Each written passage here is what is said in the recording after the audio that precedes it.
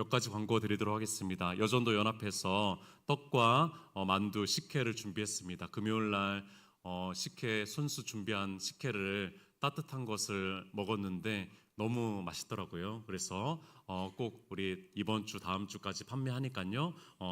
판매할 때 또 구입하시면 좋을 것 같습니다. 그리고 청년부 수련회가 이번 주 금요일, 토요일 1박 2일 동안 양평에서 진행이 됩니다. 우리 청년 세대가 다시 한번 또 일어나고 회복되어지고 그 안에서 한두 명이 주님을 깊이 만나고 한두 명이 새로워지면은 또 새로운 역사가 일어나니까 우리 청년부를 위해서 기도해 주시고 또 후원해 주시고 마음을 쏟아 주셨으면 좋겠습니다. 그리고 내일은 월삭 기도회가 있습니다. 일일이 토요일에 걸리거나 아니면은 주일이 걸릴 때는 이제 월요일에 월삭 기도회를 하려고 합니다. 월삭 기도회는 한 달에 첫 시간, 그러니까 11조를 주님 앞에 올려드리는 건데 이 월삭 기도회는 의지의 믿음을 발하는 그런 시간입니다. 정말 쉽지 않지만 그러나 우리가 그냥 편한 대로만 신앙생활하는 것이 아니라 우리의 의지를 보여줄 수 있는 그 믿음의 시간들이 필요하거든요. 근데 이 월삭 기도회는 의지를 내는 시간입니다. 그래서 같이 또 월삭 기도회만큼은 우리 새벽 기도에 한번 같이 오셔가지고 함께 말씀 듣고 기도하시고 혹시 이제 헌금하시는 분들이 있더라고요. 월삭 기도회 때 헌금하시는 분들은 이 강대상에 올려놔 주시면은 제가 그분들을 위해서 기도하도록 하겠습니다. 네, 우리 평화찬양대 오늘 주보에는 제목이 잘못 나왔지만 구원의 소식, 참으로 그 결계가 느껴지는, 우리가 전도자라는 그런 사명자라는 결계가 느껴지는 우리 귀한 찬양 너무나 감사합니다. 문제는 하나님께서 우리를 부르셨다는 것이 문제입니다.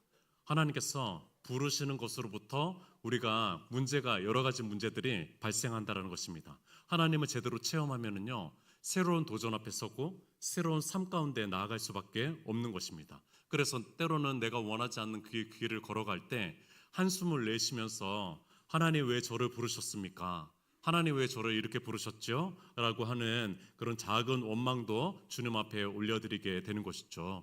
저는 대학교 4학년 때 이제 졸업을 앞두고 졸업학기 때 이제 진로를 위해서 주님 앞에 깊이 기도하는 시간이 필요하겠다라고 생각이 들어서 3일 금식 기도회를 제 스스로 선포하면서 우리 교회 그때 이 정도 되는 모교회가 이 정도 교회 되는 규모 되는 교회였는데 사무실이 1층에 있었어요. 그래서 사무실에 부모님은 불신자시기 때문에 이 금식해서 기도한다라는 것을 3일 동안 한다라는 것을 이해를 못하니까 그것을 대놓고 할 수는 없고, 그래서 집이 아니라 우리 이제 사무실에 3일 동안 기도하는 시간들을 가졌습니다. 집에는 이제 잠만 자고 그런데 이 금식 기도는 정말 쉽지가 않더라고요. 하루는 몇 번을 해봤는데 이 3일이라는 것은 이 3일 금식 기도가 가장 힘든 거 아시죠? 3일째가 가장 힘든 건데 정말 주님 생각이 아니라 음식 생각만 합니다.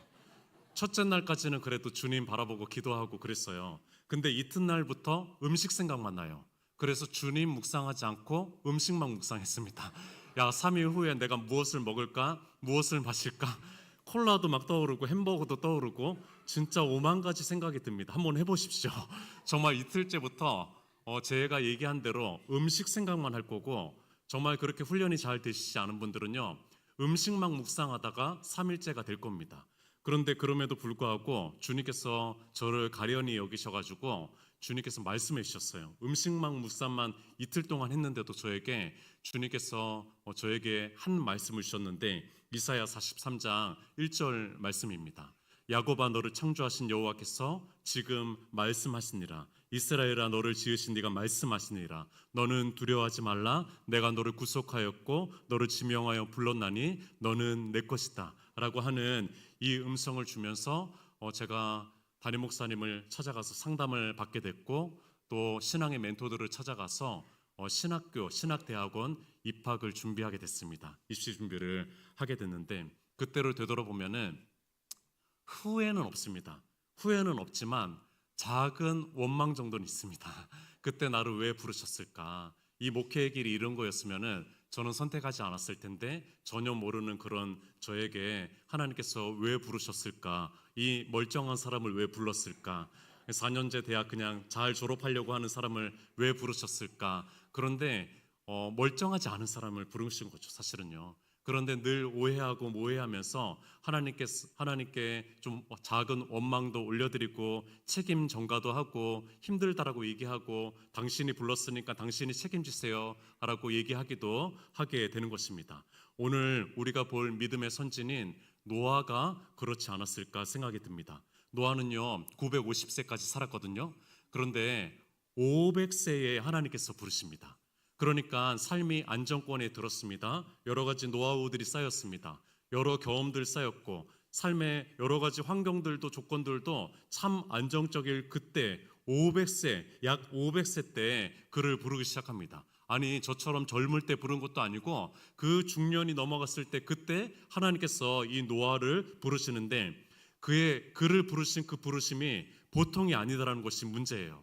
그의 살았던 시대도 그렇고 또 그가 부름받았던 역할도 그렇고 또 그가 해야 될 실천 행동들도 참으로 어마어마한 그런 부르심이라는 것을 오늘 좀 보려고 합니다. 노아가 방주를 제작한 이것이 얼마나 수많은 난관들 속에서 노아의 방주가 이루어진 것인 것을 오늘 좀 말씀을 드리려고 합니다. 이 5가지의 난관을 좀 보려고 하거든요. 첫 번째는 노아가 주님의 음성, 주님의 부르심을 받았을 이때는요, 비가 없었을 때입니다. 그러니까 작은 홍수조차도 경험하지 못했을 때예요. 이때는요, 창세기 2장 6절에 이렇게 나옵니다. 안개만 땅에서 올라와 온 지면을 적셨더라라고 하니까 이 당시에는 비가 내리지 않았어요. 비가 내리지 않는 환경, 우리의 환경과 좀 달랐습니다. 그래서 이때는요, 안개만 올라왔습니다. 안개만 올라와서 모든 동식물의 수분을 충분하게 적셔줄 정도로 그렇게 안개만 올라왔던 시대가 바로 이 시대였기 때문에 비를 상상해 본 적이 없어요. 비를 생각해 본 적이 없습니다. 그런데 심판을 내리시겠다고 하니까 이거 도저히 이해가 안 가는 것이죠. 최대한 상상력을 끌어서 하나님의 말씀을 이해해 보려고 했던 것이 바로 이 노아라는 것입니다. 자, 첫 번째 난관은 바로 비가 없었던 시대라는 것입니다. 두 번째는 하나님께서 만들라고 하신 이 방주의 크기가 너무 크다라는 거예요.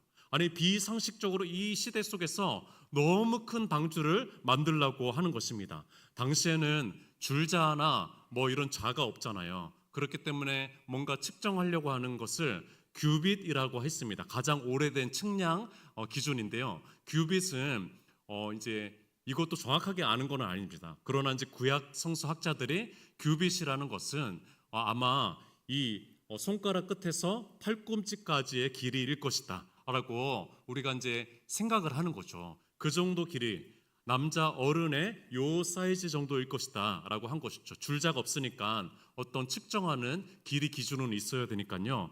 그것으로 봤을 때 방주는요 대략 길이가 134m입니다. 넓이는요 22m입니다. 높이는 13m입니다. 이것을 조금 우리가 편안하게 생각해 보면은요 축구장 길이로 보았을 때는 1.3배가 됩니다. 또 농구장 면적으로 보았을 때는 20개에서 22개가 그 면적이 필요한 것이고요. 높이로 했을 때는 4층 높이가 넘어가는 그런 높이가 바로 이 방주라는 것입니다.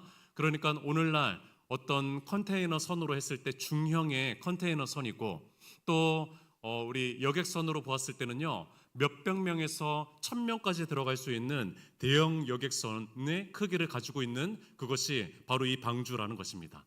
그래서 오늘날의 생물학자들도 지금 오늘날의 포유류와 파충류와 조류들이 17,600 종류 정도 있대요. 근데 그들이 암수를 다 포함해 가지고 한 쌍씩 다 들어가면은 충분히 들어가고도 남는 규모라고 합니다. 그러니까 비가 내리지 않는 상황 속에서 제대로 된 배도 보지 못한 이 노아가 이 어마어마한 이 크기의 그 건축물을 만들어야 되니까요. 사실은 이게 보통 일이 아닌 것이죠. 이 두 번째, 너무나 큰 방주의 크기 때문에 그렇고요. 세 번째 난관은 무엇이냐면요. 이 엄청난 규모의 건축물을 만드는 인력의 규모입니다. 인력이 어느 정도였을까요? 인력은요. 노아와 그의 아내였습니다. 그의 세 자녀도요. 하나님께서 500세에 부르실 때 세 자녀를 허락해 주십니다. 그러니까 젊을 때 새 자녀가 있어가지고 장성했으면 그들도 도움이 될 텐데 그들을 키우면서 이 방주를 제작해야 되는 거예요. 그러니까 아내는요, 이 새 자녀 키우는 것만 해도 너무 힘들 텐데 이 남편을 도와가지고 방주를 제작해야 되는 상황이었던 것입니다.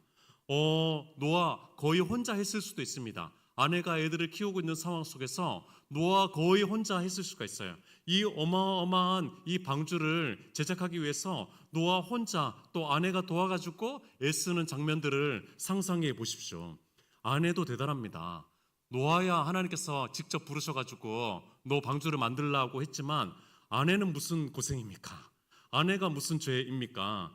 남편이 어느 정도 자리 잡았고 이제 환경도 좋아졌고 이제는 잘 먹고 잘 살 일만 생긴 겁니다. 새 자녀까지 하나님께서 허락해 주셨으니까 이제 이들만 예쁘게 잘 키우면 되는 사명을 가졌습니다. 그런데 갑자기 남편이 신적 부르심을 받았다라는 거예요.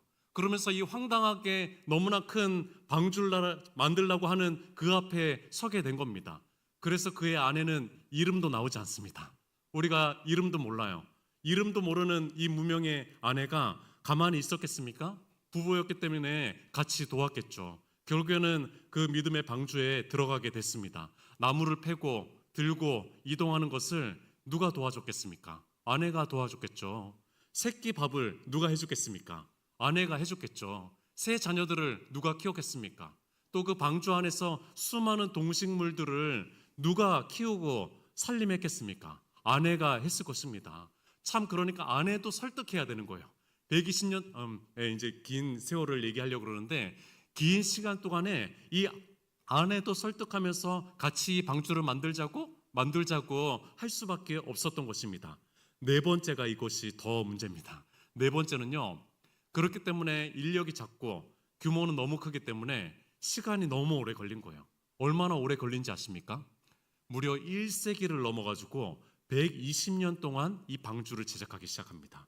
아니 그렇게 안 하면은 이거 제작할 수가 없는 거죠. 거의 한 사람이서 두 사람이서 이제 애들이 좀 장성하면은 도움이 됐겠지만 그래도 너무나 큰 그 방주를 설계도 하나도 제대로 모르는 사람이 이 배에 대해서 잘 모르는 사람이 계속 만들려고 하니까 너무 오랜 시간 동안 걸은 것입니다. 처음에는 기뻤을 것입니다.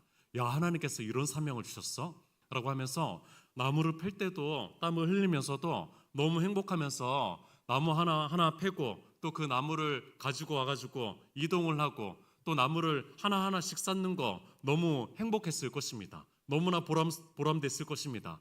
그러나 1년 지나고 2년 지나고 10년이 지나고 20년이 지나니까 야 너무 힘든 거예요. 너무 지치는 것이죠. 아니 비가 내릴 조짐이라도 보이면 얼마나 좋겠어요. 아니 심판이 내려지는 그런 징조라도 보이면은요 이가 동기부여라도 돼서 더 열심히 할 수도 있겠지만 그러나 10년이 지나도 50년이 지나도 100년이 지나도 전혀 비가 내리는 것조차 발견할 수 없으니까 너무나 힘들었을 것입니다. 참 우리 시대에 보면은요 사실은 황당무계한 것이죠. 오늘날 시대는요 참으로 기다리는 것이 이 덕이라고 생각하는 시대는 아닙니다. 그래도 우리가 이전 시대에서만큼은 기다림이 인내였고 성숙이었고 신뢰였고 미덕이었는데요. 그러나 오늘날은 기다리는 것은 비효율적이라고 생각하고 바보스러운 것이라고 생각하고 뒤처졌다라고 생각하고 실패처럼 여겨집니다. 얼마나 빨리 성공해야 되는지를 얘기합니다. 얼마나 빨리 성취해야 되는지를 얘기합니다. 얼마나 빨리 성장했는지를 얘기하는 시대입니다. 그렇기 때문에 이 노아가 120년 동안에 인내하고 인내하는 것은 아마 바보처럼 여겼을 것입니다. 네 번째 난관은 바로 이거였습니다. 다섯 번째 난관은 이것은 또 다른 난관입니다. 또 다른 난관.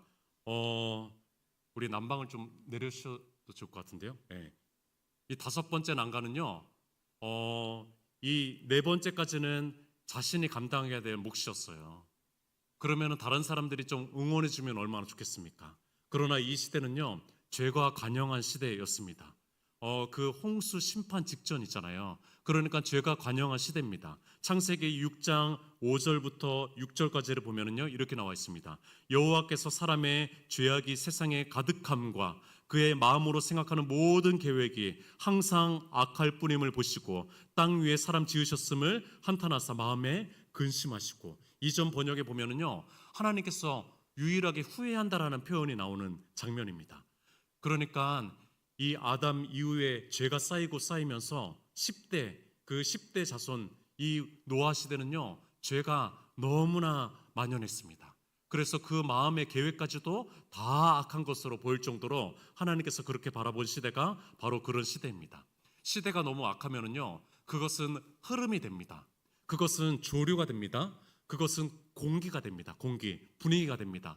그래서요, 그냥 거기에 있기만 해도 내가 악해집니다. 그것은 흐름이 돼가지고 그 조류를 내가 거스리고 거스리지 않으면은, 내가 정신을 차리지 않으면은요, 그 조류에 흘러가는 사람이 된다라는 거예요. 한 안수 집사님이 이런 고백을 하더라고요. 정말 나를 가만히만 두어도 죄의 길로 들어가는 것 같습니다 라는 생각을 얘기를 하시더라고요. 우리가 사회생활 하면서 있어서 그냥 가만히만 있어도 우리가 죄의 길로 점점 떨어지는 것을 느끼게 되는 것입니다. 악이 관영한 세상 속에서 노아는요, 응원을 받기는커녕 노골적으로 아마 비난과 비판을, 조롱을 받았을 것입니다. 그러면서 이런 얘기를 들었을 것이죠. 비, 홍수, 내가 한 번도 본 적이 없어. 아니, 저 들판에 한복판에서 뭐 방주를 짓는다고? 저 어마어마한 건축물을 짓는다고? 아니, 저게 무슨 소용이 있어? 하나님이 심판하신다고? 세상이 이렇게 잘 돌아가는데, 우리는 이렇게 잘 먹고 잘 살고 있는데, 노아가 늙어서 노망이 들었다라고 아마 얘기할 겁니다. 이 장면을 보면서 신학자들은 이렇게 얘기를 했습니다. 어거스틴은요, 조롱거리로 보았다라고 얘기를 하고요. 또 요한 크리스토스톰은요, 그들은 시간이 길어질수록 심판은 없다고 확신했다.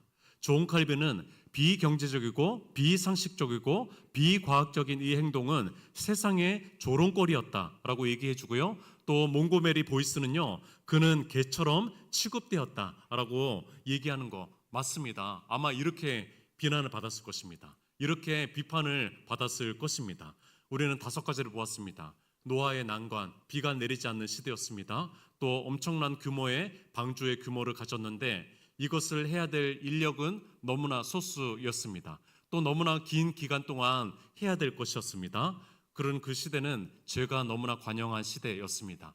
이 5가지의 난관 앞에서 노아는 묵묵하게 그 방주를 짓고 끈질기게 이 방주를 만드는데 성공하게 되는 것입니다. 그런데 이 5가지의 난관이 아니라 노아에게 가장 크게 씨름하고 또 분투했던 그 마음은 무엇일까요?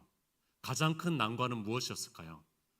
노아의 가장 큰 난관은 바로 의심이었을 것입니다. 노아가 가장 크게 씨름하고 씨름했던 그 난관은요, 바로 의심이었을 것입니다. 오늘 본문을 한번 읽어보도록 할게요. 앞부분만 7절인데요. 좀 덥지 않나요? 난방을 아예 꺼주셔도 좋을 것 같은데, 좀 더운 것 같습니다. 7절 앞부분에 믿음으로 노아는 아직 보이지 않는 일에 경고하심을 받아라고 얘기합니다. 그는요, 보이지 않는 일에 앞에 선 거예요. 그는요, 아직 보이지 않는 일, 그러니까 보이는 모든 악조건 속에서 보이지 않는 그것을 바라봐야 되는 존재가 바로 노아였다라는 것입니다. 이 노아는요, 보이지 않는 것을 바라봐야 되니까 이 의심이 들 수밖에 없는 것이죠. 보이지 않는 주님의 목소리를 바라봐야 되니까 너무나 그 마음에 의심이 드는 것입니다. 마귀는요, 의심의 가라지를 인류 최초부터 계속 뿌렸습니다. 그러면서 생각에 꼬리를 물고 또 의심에 의심을 더하게 하는 그런 존재가 마귀였습니다. 아담과 하와에게 의심의 가라지를 뿌려가지고 이들이 이런 생각을 하게 됩니다. 하나님께서 나를 사랑하는데 왜 하나님처럼 되지 못하게 했을까? 아니, 더 멋진 세계가 있는데 나에게 그것을 안 알려주신 것이 아닐까? 이참에 나도 선악과를 따먹고 하나님처럼 되어볼까? 하나님을 섬기는 것이 아니라 내가 하나님이 돼서 더 아름다운 세계를 만들어보지 라고 의심이 쌓이면서 그 선악과를 먹게 한 것입니다. 의심이라고 하는 헬라어 단어가 디아크리노라는 단어거든요. 이것은 2가지 합성어입니다. 디아는요, 둘로 나누어졌다라는 겁니다. 그래서 듀얼이라고 하잖아요. 듀얼. 디아가 둘로 나누어진 것입니다. 크리노는 마음입니다. 그렇기 때문에 이것은요, 마음이 나눠진 상태입니다. 마음을 계속 나누려고 하는 것입니다. 마귀는요, 우리의 마음을 계속 나누려고 해요. 두 갈래로, 세 갈래로, 네 갈래로 계속 마음을 나누게 하고 틈을 만드는 것이 바로 마귀라는 존재입니다. 그래서 마귀가 가장 좋아하는 것은 둘로 갈라진 의심하는 마음이라는 것입니다. 의심은요, 하나님을, 보이지 않는 하나님을 신뢰했던 마음에 균열을 주는 거예요. 그 마음을 깨트리기 시작하는 겁니다. 그 마음을 흔들기 시작하는 겁니다. 그런데 노아는 틈을 주지 않으려고 몸부림쳤습니다. 그것을 히브리서 저자는요, 이렇게 고백합니다. 믿음으로 노아는 아직 보이지 않는 일에 경고하심을 받아 경외함으로 방주를 준비하여 라고 얘기합니다. 경외했다라고 얘기합니다. 노아는요, 경외했다라는 그 마음을 얘기하고 있습니다. 노아는요, 경외하는 마음과 태도를 가지고 방주에 임했다라는 거예요. 아니, 원망 불평하고 또 내가 왜 이러나 라는 생각을 들면서 대충 할 수도 있어요. 그러나 그 경외라고 하는 헬라어의 뜻은요, 이런 뜻입니다. 마음을 다한 돌봄과 세심함과 관심이라는 겁니다. 온 마음을 다해서 향하다라는 뜻이 저 헬라어 경외하다라는 뜻에 담겨져 있는 것입니다. 그러니까 노아는요, 대충 하지 않았습니다. 노아는요, 하나님에게 진실을 다했습니다. 세심하게 하였습니다. 마음을 다했습니다. 이것에 헌신을 다했다라는 거예요. 마귀는요, 의심 속에서 일하지만 하나님은요, 전심 속에서 일하십니다. 마귀는요, 의심 속에서 일했어요. 마귀는 틈을 갈라놓는 곳에서 일을 합니다. 그러나 하나님은요, 전심 속에서 일한다라는 거예요. 전심은 갈라지지 않은 마음입니다. 전심은 흔들리지 않는 마음입니다. 전심은 의심하지 않는 마음입니다. 하나님을 믿고 하나님의 자녀가 돼도요, 우리의 마음 가운데 삶이 힘들고 또 흔들리는 뭔가가 찾아오면은요, 우리의 마음 가운데 의심의 마음이 듭니다. 하나님께서 나를 사랑하시나? 하나님께서 나에게 관심이 있으시나? 저 사람은 챙기시는 것 같은데 나에게 관심이 있으시나? 하나님의 전능하심이 진짜 전능하신 것이 맞나? 라고 하는 의심이 들 때가 있습니다. 그런 두 갈래의 마음이 찾아올 때가 있습니다. 진짜 믿음은요, 그런 속에서도 기다림에 지치고 지칠 때라도 그 마음을 지키는 것이라고 이 노아를 통해서 얘기해 주고 있는 것입니다. 우리의 반심이 전심이 돼야 되는 것입니다. 하나님께서는요, 이 반심을 통해서 일하시지 않습니다. 하나님께서는요, 전심을 통해서 일하시는 것입니다. 노아는 이 마음을 지켜냈습니다. 결국에는 방주를 제작하는 곳에 완수하고 맙니다. 그가 이 방주를 통해서 어떤 일이 일어날까? 내가 하는 일이 도대체 무슨 역할일까? 이 방주는 어떤 것을 통해서 일하시는 것일까? 아무것도 잘 알지 못했습니다. 그러나 그 계속 나누어지는 그 마음들을 계속 모으면서 반심이 될 수도 있지만, 그러나 전심으로 하나님의 이 사명을 다했던 사람이 바로 노아라는 것입니다. 의심의 먹구름이 계속 찾아왔을 것입니다. 120년 동안 의심의 먹구름 속에서 그는 걸어갔을 것입니다. 그러나 그가 그 마음을 어떻게 지킬 수 있었을까요? 그 마음을 어떻게 지킬 수 있었을까요? 저도 이 목회적 부르심 앞에 설 때 참 이 먹구름이 찾아오는 것 같았습니다. 노아만큼은 아니겠지만 저도 이 목회자로서의 부르셨을 때 너무나 압도적이었습니다. 그 부르심은요, 너무나 큰 압도였습니다.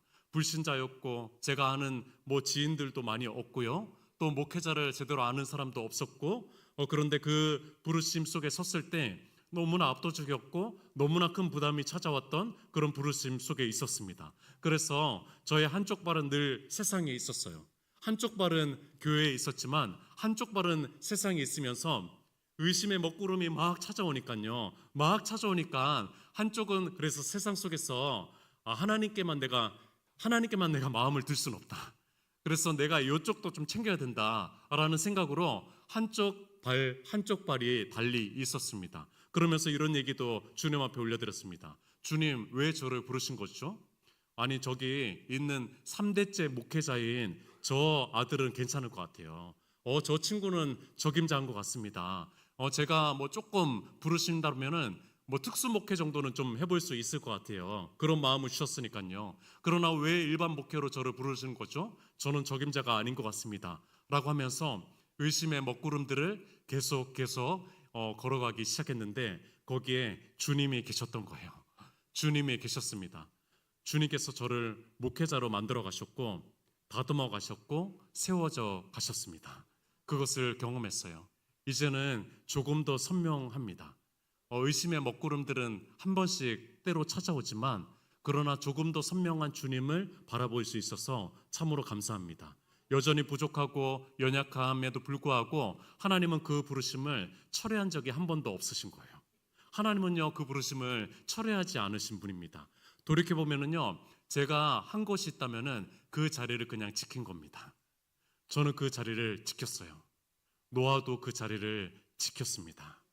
의심의 먹구름이 막 찾아오는 상황 속에서도 그는요, 손과 발을 그 노아 사명을 다하는 그 자리를 지켰다라는 거예요.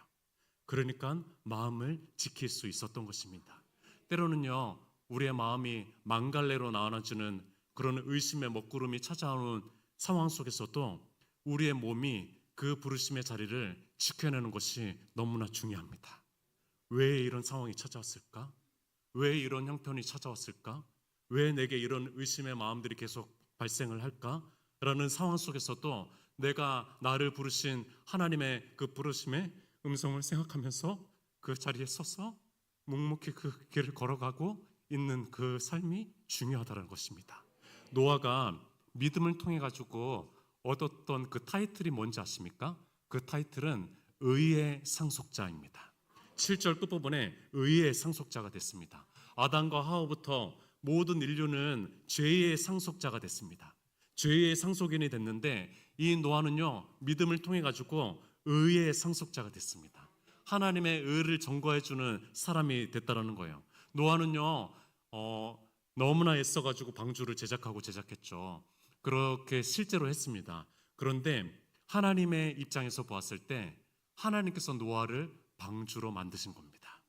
그 120년 동안에 하나님께서 노아를 방주 작업하신 거예요. 그래서 그의 타이틀을 의의 상속자로 만들어 가신 겁니다. 제가 목회와 사역 속에서 부족함으로 고뇌하고 힘들고 어려워하고 있을 때, 의심의 먹구름 속에 있을 때 하나님께서 저를 방주 작업하신 거예요. 제가 열심히 뭔가를 했다라고 생각했지만 그러나 되돌아보면은요, 하나님께서 우리를 방주로 만드신 겁니다. 의의 상속자로 만드신 겁니다. 한 집사님께서 이런 참된 아름다운 고백을 해주시더라고요. 원로가 붙으신 분들, 또 명예가 붙으신 분들, 이분들이 너무 소중하대요. 이제 자기가 나이가 또 먹어가면서 느끼는 건데 그분들이 너무 고귀하다라고 얘기하더라고요. 왜냐면요, 그분들이 잘하던 못했던 어떤 열매를 많이 맺었던 그렇지 않던 그 자리를 묵묵히 잘 지킨 거예요. 그들이 너무나 그 자리를 지켜가지고 의의 상속자라고 하는 그 타이틀을 얻게 된 것입니다. 우리의 가운데 찾아오는 의심의 먹구름 속에서도 우리의 마음을 확정해서 이것은 의지의 믿음입니다. 이것은 감정의 믿음도 아니고 우리의 지성의 믿음도 아니고 우리의 의지의 믿음입니다. 의지의 믿음을 가지고 우리의 마음에 확정된 그 삶의 부르심의 자리 가운데 굳건하게 서가지고 묵묵히 믿음의 걸음을 걸어가는 우리 모두가 되었으면 좋겠습니다. 우리 이 찬양을 함께 불렀으면 좋겠는데, 모든 상황 속에서라는 찬양인데요, 이 앞소절부터가 찬양을 부르기가 너무 힘듭니다. 왜냐하면은 모든 상황 속에서 주를 찬양하기는요, 보통 일이 아닙니다. 이것은요, 감성의 찬양으로는 불가능합니다. 이것은요, 우리가 머리로 다 이해해서 찬양 부르려고 하면은요, 도저히 찬양할 수가 없습니다. 저 찬양은 모든 상황 속에서, 어떤 상황 속에서, 우리가 힘들 때에도, 의심의 먹구름이 찾아올 때에도 우리가 찬양할 수 있는 것은 의지의 믿음을 바랄 때입니다. 이 찬양의 뒷부분에, 후렴 부분에 이렇게 얘기합니다. 내 영혼이 확정되었사오니 보이지 않는 믿음의 눈을 들어서 주님을 바라보기 원합니다. 때로는요, 우리가 보이지 않는 주님이 느껴지지 않는 주님이 원망스러울 때도 있습니다. 우리의 환경이 때로는 주님을 보지 못하게 할 때도 있습니다. 이 거센 이 세상의 죄가 관영한 이 거센 조류는요, 주님을 따라가기 힘들게 만들 때도 있습니다. 그러나 그때 우리의 의지의 믿음이 내 영혼이 확정되어 가지고 주님 앞에 나아갔으면 좋겠습니다. 하나님께서 부르신 그 자리들이 얼마나 소중한 자리들인지 다시 한번 마음에 확정하는 시간이었으면 좋겠습니다. 우리 다 함께 일어나서 이 찬양 올려드리도록 하겠습니다.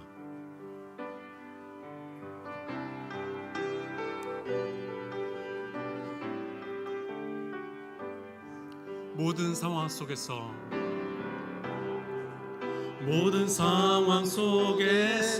우리 어떤 상황 속에서도 주님을 찬양합시다. 주를 찬양할지라.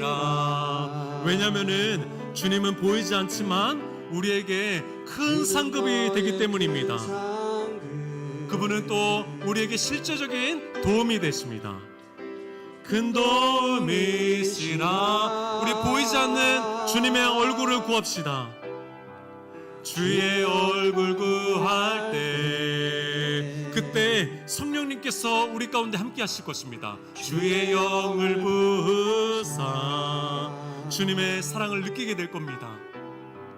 크신 사랑 안에서 주님을 더 볼 수 있게 될 것입니다. 주를 보게 하소서. 우리 결단의 찬양을 주님 앞에 올려드립시다.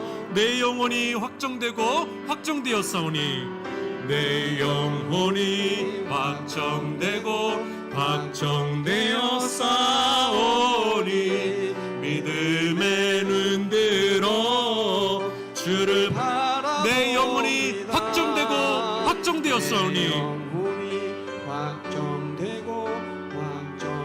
우리 보이지 않는 주님을 믿음의 눈으로 바라봅시다.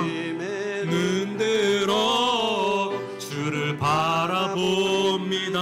우리 처음부터 다시 모든 상황 속에서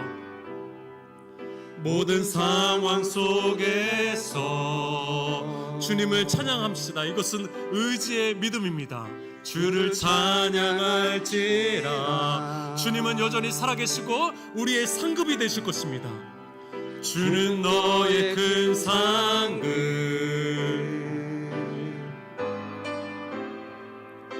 큰 도움이시라. 보이지 않는 주님의 얼굴을 더 구합시다. 주의 얼굴 구할 때 주의 영을 부으사 크신 사랑 안에서 주를 보게 하소서. 우리 마음의 결단을 주님 앞에 순한 고백으로 올려드렸으면 좋겠습니다. 내 영혼이 확정되어 싸우니 믿음의 눈들어 주를 바라봅니다. 내 영혼이 확정되어 싸우니 믿음의 눈들어 주를 바라봅니다. 내 영혼이 확정되어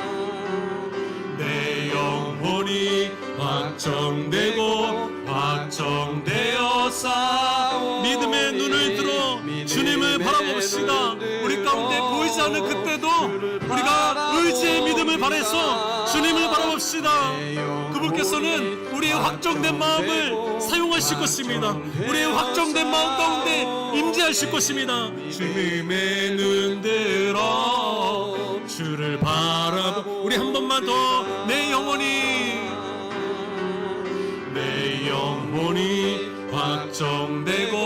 확정되어 싸우니 믿음의 눈 들어 주를 바라봅니다. 내 영혼이 확정되어 싸우니 믿음의 눈 들어